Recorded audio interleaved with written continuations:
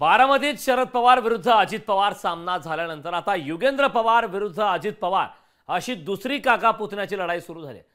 बारामतीकरांनी संधी दिली तर अजित पवारांपेक्षा उजवं काम करून दाखवेन अशी ग्वाही युगेंद्र पवारांनी दिली।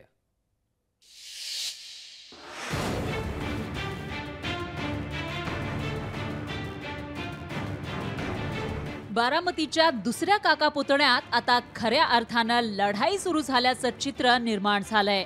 विधानसभा निवडणुकीच्या रिंगणात उतरण्याची तयारी करणारे युगेंद्र पवारांनी थेट अजितदादांनाच आव्हान दिलंय। आमदारकीची संधी मिळाली तर अजितदादांपेक्षा जास्त विकास करण्याची ग्वाही युगेंद्र पवारांनी दिली।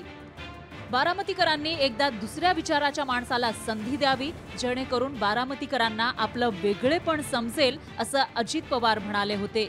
त्यावर युगेंद्र पवारांनी दादांपेक्षा जास्त विकास करण्याची ग्वाही दिली आहे।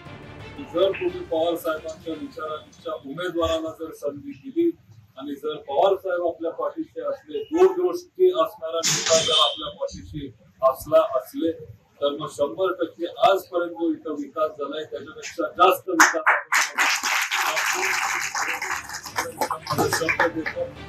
युगेंद्र पवारांच्या या वक्तव्यावर अजित पवारांनीही उत्तर दिलंय।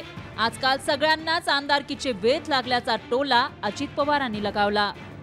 आता काय झालेलं आहे, सगळ्यांनाच आमदार व्हायचंय। तरुणांना वाटतं की माझी पहिली संधी दवडता कामा नये, वयस्कर लोकांना वाटतं ही आपली शेवटची संधी आहे, घालवता कामा नये, आणि मधले म्हणतात आम्ही किती दिवस मुंबईत नुसतं लोंबकळायचं, असं ते सगळ्या वयोमानातल्या लोकांना वाटायला लागलेलं आहे। अर्थात लोकशाहीमध्ये प्रत्येकाला वाट म्हणजे मनात येणं हे काही चुकीचं नाही, तो त्याचा अधिकार आहे। अजित पवार विरुद्ध युगेंद्र पवार सामना झाला तर अजितदादांना बारामतीतच अडकून राहावं लागेल।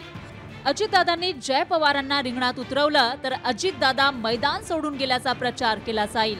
शरद पवारांनी बारामतीत अजित पवारांसाठी चक्रव्यूह तयार केलंय, त्यात अजितदादा अडकल्याचं चित्र आहे।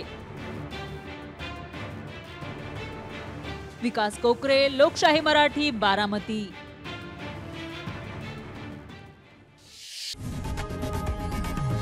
लोकशाही मराठी ऐका, पहा, जागरूक रहा।